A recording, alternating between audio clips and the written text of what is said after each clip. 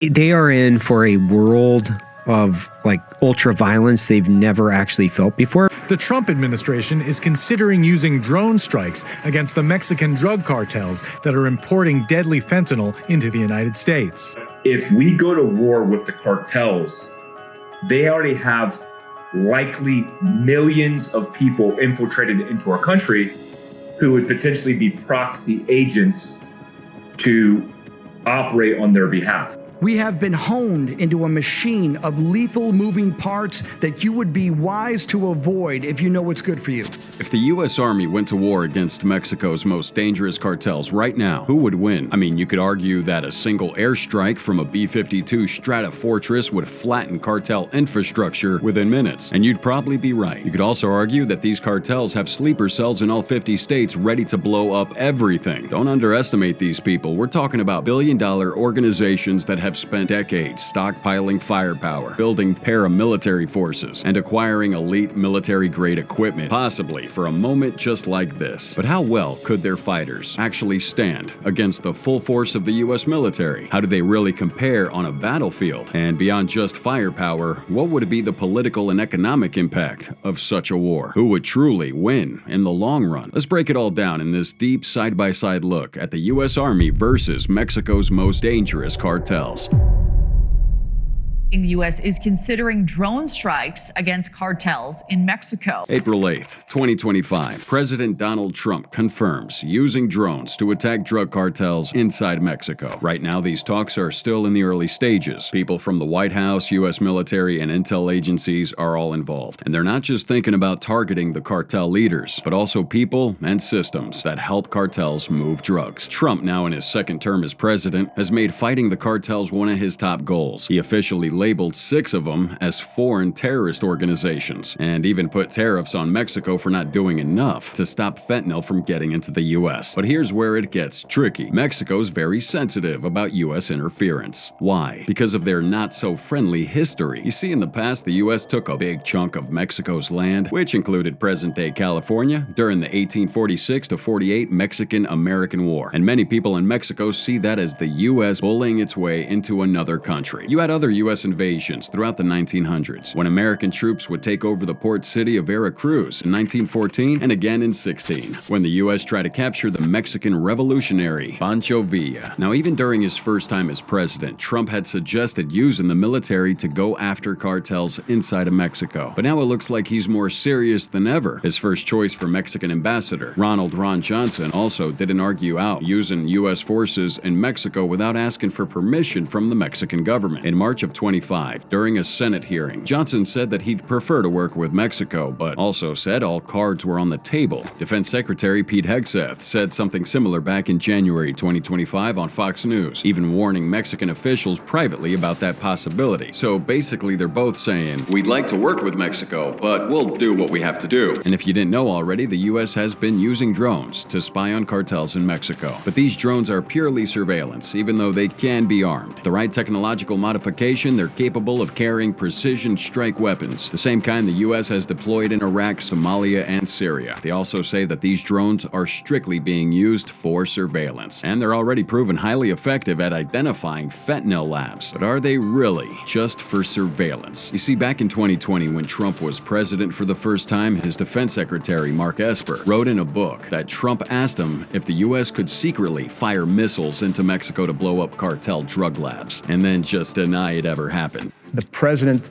pulls me aside on at least a couple occasions and suggests that maybe we have the U.S. military shoot missiles into Mexico. Shoot missiles into Mexico for what? He would say to go after the cartels. Did President Trump really say no one would know it was us? Yes.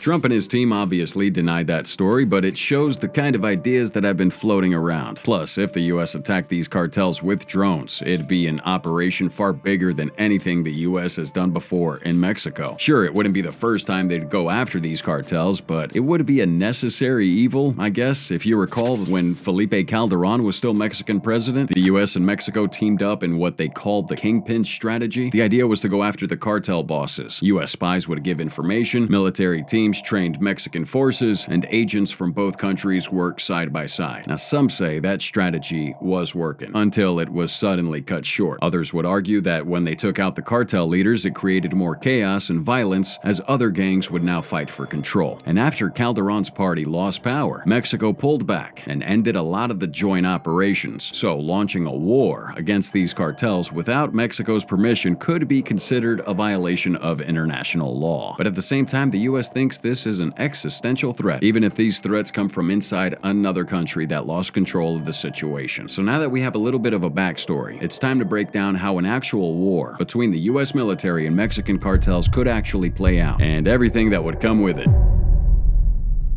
Cartels have fucking men. They own the ground. They have fucking technicals. They have machine guns. They have fucking everything an army has. Just in case you're underestimating them, let's get one thing straight. Mexico's biggest drug cartels aren't out here running with little pistols and walkie-talkies. These guys are loaded with some of the scariest weapons out there. God knows what they have. Think missile launchers, armored vehicles, the kind of shit that would scare Mad Max. And they have ex-military soldiers who know how to use all this stuff. One cartel sicario, a high-ranking guy named El Flaco, made a wild claim, saying that they've got their hands on one of the most dangerous weapons out there, the FGM-148 Javelin missile launcher. Now this thing, it's a game changer. If he is telling the truth, it could possibly make any US v cartel conflict way more intense than the people were ready for. So what's the Javelin? It's a high-tech, shoulder-fired missile launcher made in the US and designed to blow up some military tanks. Now just one person can carry and fire this, their target from about 1.5 miles away. Now it doesn't just take out tanks, but according to its manual, it can destroy low-flying choppers. The US started making them in 1996, and they've been selling it everywhere. But what makes the Javelin really scary is its fire and forget system, meaning once you launch that missile, it guides itself to the target. It's also got a soft launch, an inbuilt system, meaning that it could fire from inside of buildings without causing a huge blast behind it. This whole thing weighs about 49 pounds and has seen lots of action in Iraq, Afghanistan, and most famously in Ukraine, where it did shred some Russian tanks. El Flaco says he's trained on this and is teaching others how to use it. And if this is true, that's a huge red flag, because cartels aren't supposed to have javelins, and yet here we are. Now these guys haven't stopped there. There's other insane firepower, like the belt-fed Gatling guns that can shoot thousands of bullets per minute, drone bombs they make themselves that can just drop out from the sky and blow you up, and landmines planted on roads and trails. A Mexican security expert, David Saucedo, even backed up the Javelin claims by saying the cartels might be showing off this gear to intimidate Mexico's president and even Donald Trump. Now, some officials in the US and Mexico said that these cartels don't have javelins, since the US tracks them pretty carefully. But here's a twist. There are gaps in that tracking system. Back in the Iraq War in 2003, the US lost track of about 35 javelins that were given to Iraqi allies. Some ended up with ISIS in Syria, Kurdish fighters had one, and another turned up at a warlord's base in Libya. In Mexico, a government source said 2 javelins were taken from a group tied to the Jalisco New Generation Cartel. So, it's very possible the cartels do have them, and it might have already been used. In 2022, the police chief of Aguascalientes, Porfirio Sanchez Mendoza, died in a chopper crash that at first looked like an accident. A video showed the chopper spinning out and crashing in a fiery explosion. But that security analyst, Saucedo, after reviewing secret forensic reports, said it wasn't a malfunction and insisted that an explosive projectile like a missile hit that door, and the way the wreckage was scattered backed that up. Another forensic expert would analyze the shrapnel and said that it could only have come from a javelin. Even that high-ranking sicario, El Flaco, said it was actually a javelin that took that chopper down, and he was the one that trained the shooter. It's pretty wild, and it keeps going. When it comes to monster trucks, cartels have their own APVs, regular trucks and SUVs covered in thick steel plates. Some are so tough that a 50 caliber Beretta sniper rifle can't pierce it. Plus, they're well aware that Donald Trump has been talking about bombing cartels, so they're getting ready just in case. When the Mexican military went after Chapo's son, Ovidio Guzman, in Culiacan, they brought out helicopter gunships armed with an M134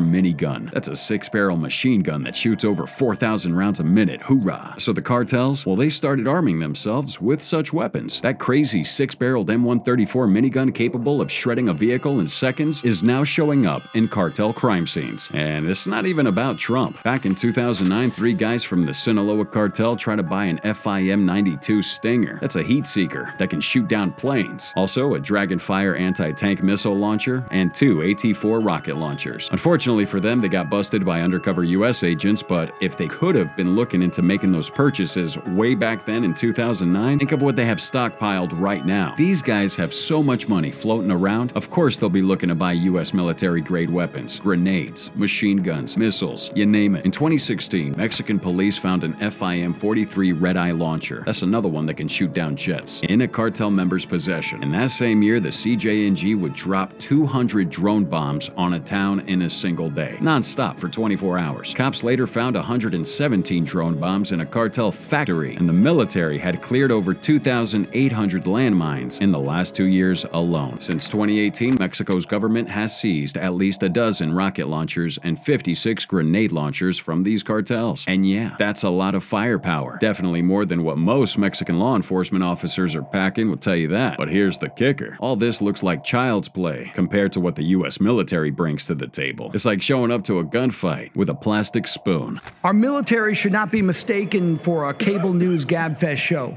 But if you want war with the United States of America, there's one thing I can promise you, so help me God.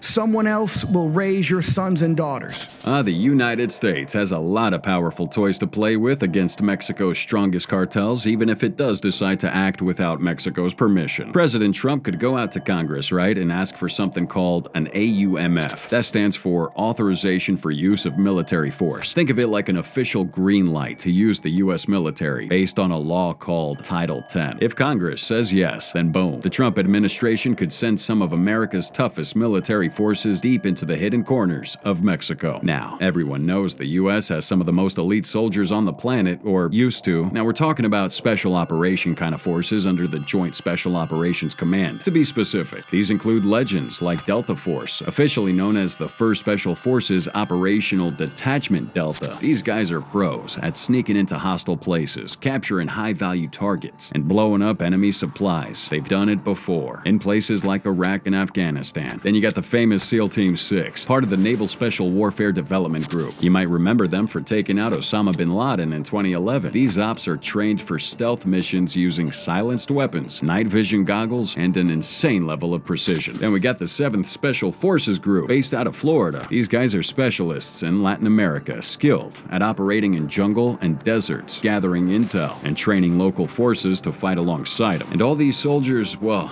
they don't mess around when it comes to their gear. These guys are packing high-tech weapons like the M4A1 Carbine with laser sights and suppressors. We got the Glock 19 for close-range combat and the MK47 Striker grenade launchers, which fire smart grenades that can explode midair and hit enemies hiding behind cover. Now, these special ops aren't the only muscle the U.S. can bring in. Enter the 2nd Striker Brigade Combat Team. Hoorah! We got an Army squadron of 4,000 troops and Striker vehicles, armored trucks with remote-controlled machine guns like the 50 caliber M2, or Javelin missiles that can blow up that enemy vehicle from a mile away. You've also got the 3rd Combat Aviation Brigade. Brings those Apache choppers loaded with Hellfire missiles that are crazy accurate and deadly, even in the dead of night. And if you got that need for some boots on the ground, well, 10th Mountain Division and 82nd Airborne Division are on standby. These guys can parachute in and deploy fast to shut down cartel routes. Come back in with the M249 light machine gun that can spray hundreds of rounds per minute, and an AT-4 rocket launcher perfect for taking out cartel hideouts and armored trucks. At this point, you're probably thinking, okay, that's a ton of military firepower. And you're right. But guess what? We're just getting started. Let's talk about drones now, because the U.S. is flying some of the best out there. We got the MQ-9 Reaper, made by General Atomics, and it's a beast. This thing can stay in the air for 27 hours, spy on cartel hideouts with high-def cameras, and can even launch those AGM-114 Hellfire missiles, take out your vehicles or buildings. It's already been flying over Mexico for surveillance, but it's ready for this kind of mission. Then we have the RQ-4 Global Hawk, built by Northrop Grumman. Now this baby flies up to 60,000 feet in the air and snaps crystal clear photos of cartel camps, drug routes, and whatever the hell it wants to see. It covers huge areas, which make it perfect for tracking any kind of smuggling operation over long distances. Now, drones and troops aren't enough for you. Well, the U.S. has a whole lineup of military aircraft that could join in on the fight. We got the RC-135 Rivet Joint, a modified Boeing jet, worked working like a flying spy center. It listens to cartel phone calls, radio signals, and computer chatter to figure out what the hell they're planning. We also have the P-8 Poseidon, another Boeing plane usually used for ocean patrols, fly along the border, and use its radar to track drug smugglers on land and water. For chasing down those cartel vehicles, we have the A-29 Super Tucano, a small attack plane that can fly low, and it's perfect for hunting targets. And guess what? It drops those 250-pound GBU-39 small diameter bombs, which are super accurate and can wipe out targets without causing a ton of destruction around them. That's a good thing. And worst case scenario, you need extra firepower? Well, the US calls in its cavalry. We got the AC-130J Ghost Rider gunship. This flying tank is loaded with a 30mm autocannon that fires 200 rounds in a minute, and a massive 105mm howitzer that blasts explosive shells from the sky. Oh, it can fly in circles above cartel bases and rain down chaos. Of course, if they want to bring that speed and precision of fighter jets, well, the F-16 Fighting Falcon is on deck. This baby's fast, agile, and can drop JDAM bombs. Those are the smart ones, guided by GPS to hit those exact targets, even in rough weather. Oh, these aircraft can fly from bases near the US-Mexican border, like Davis-Monthan Air Force Base in Arizona, can reach those cartel hotspots within minutes. Oh, and don't forget the ground technology the US could use to lock down the border. We got ground sensors, like the ANPSS-14 mine detector, sniffing out tunnels used by cartels, while the thermal cameras, like the FLIR Star Sapphire 380 HD, can spot people sneaking throughout the desert at night. Soldiers can also roll out mobile command posts with satellite connections and encrypted radios, like the Joint Tactical Radio System, so everyone stays connected and informed in real time. Oh man, now out of all this firepower, the US might not even need half of it. But if this war actually happens, how would it play out? And how are we comparing sides? Well, God help us if this war does happen, but the first logical step would be for the US to identify which cartel to strike. And the Sinaloa Cartel is definitely top 3. It's one of the 2 major ones reportedly responsible for trafficking most of those drugs into the US. And it was at some point before they fractured the most powerful drug trafficking organization in the Western Hemisphere. Now, their influence went way beyond drugs and human smuggling. These guys were involved in business extortion, illegal mining, oil theft, and even using legit businesses to launder their cash. But what really sets these guys apart, though, is their deep connection to China in the fentanyl trade. Now, they rely on these Chinese suppliers for the chemicals needed to make fentanyl, and they use Chinese money laundering networks to clean their profits. And because of that, the Sinaloa Cartel really poses such a significant U.S. security threat that it's been the focus of many congressional investigations and high-priority law enforcement efforts. One of the biggest moves came back in 2024 when the Biden admin captured Ismael El Mayo Zambada, one of the group's original founders and leaders. Plus, their willingness to team up with geopolitical rival like China to push deadly drugs into the U.S. shows how bold they've gotten in violating U.S. sovereignty. So going after the Sinaloa Cartel wouldn't just weaken one of the largest fentanyl producers in the hemisphere, it would also send a loud, clear message to any other cartel not to get cozy with private Chinese companies or any other U.S. adversaries. But once the target's chosen, the U.S. might go in with a shock and awe strategy, something similar to what the Obama administration used against ISIS. That means fast and overwhelming attacks with the goal of dismantling cartel forces through precision raids. The key targets? Sicarios and mid-level commanders who handle logistics and violent enforcement. Air support could play a huge role helping prevent counterattacks and making sure that the cartel can't regroup or hit back. And there's a good chance that U.S. forces would work closely with Mexico's naval special forces to make the operation even smoother and more legitimate in the eyes of the international community. Military power would dominate in the early stages, but historically, Trump-era policy often follows intense pressure with negotiation. So, after the initial strikes, there could be a push for Mexico to lead talks with these cartels, pressuring them to just stop smuggling synthetic drugs and humans into the U.S. maybe, and to cut off any ties to precursor chemicals from other countries. In fact, signs of the strategy might already be showing, because back in February 2025, open source intel picked up on a ceasefire between the Grupo Escorpión and Metro's factions in Tamaulipas. They agreed to stop fighting and to end fentanyl trafficking into South Texas. Alright, and that was reportedly due to pressure from the Mexican government, and it could serve as a template for future U.S. strategies. Hit hard, then nudge toward a deal. Now that combo, massive force followed by behind-the-scenes diplomacy, is what long-term U.S. involvement would look like, I guess. But monitoring and enforcement would need to continue constantly to make sure cartels could stick to their side of the bargain. So how would these cartels respond to a full-blown military campaign like the one that dismantled ISIS, let's say? way. Cartels control a lot of territory and have militia-style fighters with military-grade weapons. Like we already said, they don't have a real standing army. That makes them less capable of surviving prolonged military conflict, unless they all banded together and became one. Their tactics are of a terroristic style. Ambushes, often aimed at civilians if need be. Unlike fanatical terrorist groups, cartels are in it for the money. Remember that. If their profits or supply chains get seriously disrupted, they're more likely to adapt or either negotiate than dig in for the long fight, as far as we know. If the US sent in special op forces, direct action missions would be the backbone of the campaign. DA missions would focus on killing or capturing cartel leaders, shutting down drug labs, and breaking up supply chains with surgical precision, raids, interceptions, and pinpoint strikes. And when it comes to manpower, I mean, the US is certainly on another level. While the Sinaloa Cartel's army is a lot smaller, probably in the thousands, with hardened sicarios and ex-military turned mercenaries, mind you. Their forces are lethal, yeah. They lack the structure and staying power of a professional army. Now, training-wise, US troops go through some of the toughest programs in the world. Delta Force specializes in surgical raids. The 7th Special Forces Group is trained for rugged terrain, and regular troops are drilled in versatility and discipline. Cartel training, from what we know, is more hands-on and informal, taught by ex-soldiers who show them how to fire rockets, set traps, and fly armed drones. Their chaotic hit-and-run style might be effective, but it doesn't match US coordination. In the skies, well, the US dominates. Meanwhile, the cartel's air game is basically limited to drones with bombs and the occasional lucky shot from a Stinger or a Javelin, like the one from the 2022 helicopter crash. But overall, they're totally outgunned in the air. Now let's talk about intelligence, because the US has top-tier technology to spy on their activities. But the cartels, well, they own the streets. These guys are masters of their terrain. They have halcones, known as lookouts, stationed all over to flag any incoming threat. And in some cases, they even hacked radios to eavesdrop on law enforcement chatter. In many regions, people trust or fear the cartel more than their own government. And while the US can freeze accounts and pressure foreign banks to disrupt their money flow, inside Mexico, the cartel's control is strong, and it goes deep, bringing us to the rules of engagement. Now, the US says that it follows laws to avoid civilian casualties in war, especially during raids on cartel leaders or drug labs. Now, on the other side, cartels never really care. Kill cops, journalists, and entire families if it suits their goals. And they'll gladly use human shields to complicate military strikes or even seek international intervention. And remember, Sinaloa Cartel isn't the only threat. The CJNG, or Jalisco New Generation Cartel, is another ultra-violent, heavily armed group that's been rising fast. Now, these guys are more militarized, more aggressive, and in many ways, even more unpredictable than the Sinaloa Cartel. Any campaign that hits Sinaloa hard could cause a power vacuum, one that CJNG would be more than happy to fill. And that opens the door for even more chaos if things aren't handled strategically. Can't just go and blanket bomb people. On top of this, there's the reality, let's be real, that the US military, for all its global reach and precision, hasn't faced this kind of deeply embedded, decentralized guerrilla resistance since maybe perhaps Vietnam or parts of Afghanistan. These guys aren't your traditional enemies. They're not wearing uniforms, and they know their terrain like the back of their hand, and they blend into civilian populations. Jungle ambushes, booby-trapped roads, human shields, and constant intel leaks. It's a nightmare scenario for any foreign force, no matter how advanced their technology is. So yeah, on paper, it's a one-sided fight. But in the dirt, in the cities, and in the mountains of Mexico, that's where the real challenge lies. And if a war like this breaks out, what's the real price? Who ends up losing in the long run? Who might gain in the short term? What risks does the US absorb by jumping into Mexico full force? Well, let's try to break that down.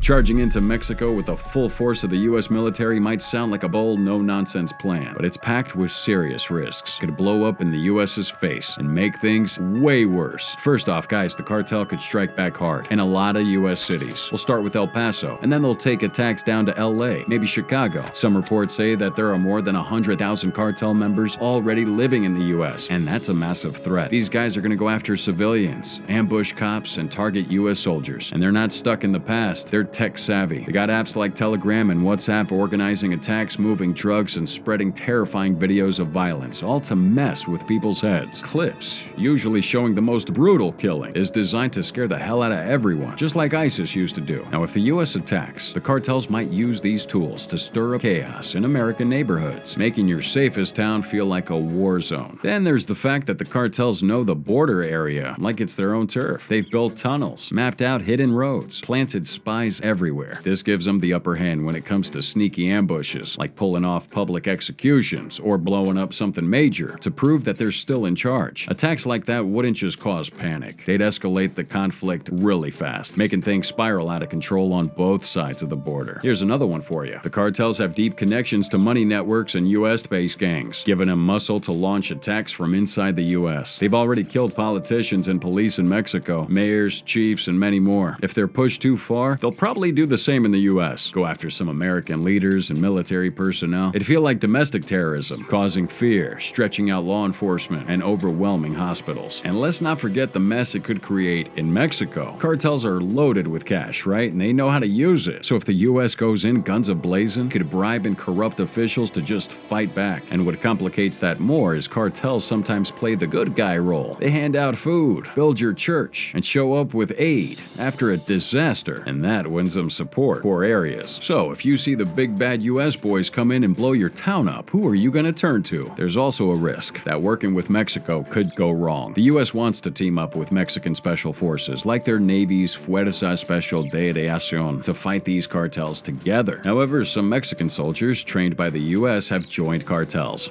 forming groups like Los Zetas. So what if they bribe more soldiers? That means the cartel gets stronger, using their own U.S. training against them. Plus, we got Mexico's new president, Claudia Sheinbaum, who wants to fight cartels, she says. If the U.S. doesn't work closely with Mexico, it could make her pretty mad though, hurt the friendship between the two countries, and that might make it hard to share information about cartels. Another danger is that fighting the cartels could stretch U.S. resources too thin. They got two wars going on, and now you have the police, FBI, and Homeland Security that's going to have to work overtime to stop them inside the country. It's going to cost a lot of money, people, and the U.S. might have to spend tons of it to protect whatever they think is important, like their mayors and judges from cartel hitmen. This makes it hard for the U.S. to keep fighting in Mexico while they're dealing with all kinds of problems all around the world. Finally, if they go all in, they make the drug problem worse, in a weird way. You see, the cartels make money because lots of Americans buy their drugs, like fentanyl. So if the U.S. attacks, cartels might push even more drugs into the U.S. to make up for those losses, causing more overdoses. Guys, they're smart, and they're going to change and adapt. They're going to use new smuggling routes, start hiding better, anything to keep that business going. And because their number one belief is money, unlike groups like ISIS, which are pure terror, these guys aren't going to give up. They adapt, evolve, and make the fight longer and bloodier in the long term. So, where does that leave us? The answer is kind of simple. The U.S. military hasn't been authorized to open fire on drug cartels. Policies can change, and about 4,000 U.S. troops are now stationed at the southern border, an increase of 1,500 since Trump stepped back into office in January 25. Mexico, on the other hand, isn't going to tolerate under any circumstances the U.S. crossing into its territory. President Claudia Sheinbaum made that crystal clear during a press conference by saying, "We don't agree with any kind of intervention or interference." She's even suing U.S. gun manufacturers for the 200 to 500,000 firearms smuggled into Mexico each year that end up in the cartel's hands. Unlike her predecessor's softer hugs not bullets approach, Sheinbaum seems to be cracking down on something, arresting some traffickers and targeting fentanyl operations. But she is calling for teamwork, not U.S. domination. Even so, Trump is pointing to past war authorizations used against Al-Qaeda, which went brilliantly, right? Because now they have Syria. Anyways, since the cartels aren't officially tied to any of these groups, a new AUMF might be needed. Some say it's necessary, others say not so much. Either way, Sheinbaum's cooperation in letting CIA drones fly over Mexico is helping out, and some new intel on these criminal groups is being gathered as we speak. So if the U.S. military ever got the green light to go full throttle, no rules, no restraints, hurrah, they could absolutely crush cartel operations in a matter of months. But that could all blow up in their faces. U.S. civilians might turn against their government, sparking a long, ugly insurgency. And the cartels, well, they're always filming. One mistake or one civilian casualty might become viral propaganda overnight. And the truth is, as we've learned from the Middle East, you can't bomb your way out of a criminal economy. Take down one cartel, and a new one rises up. up. So while the US has the muscle to take these guys out, there are a lot of things to think about. And one mistake from either side could turn border towns into battlefields, leaving behind a mess no one's ready to clean up.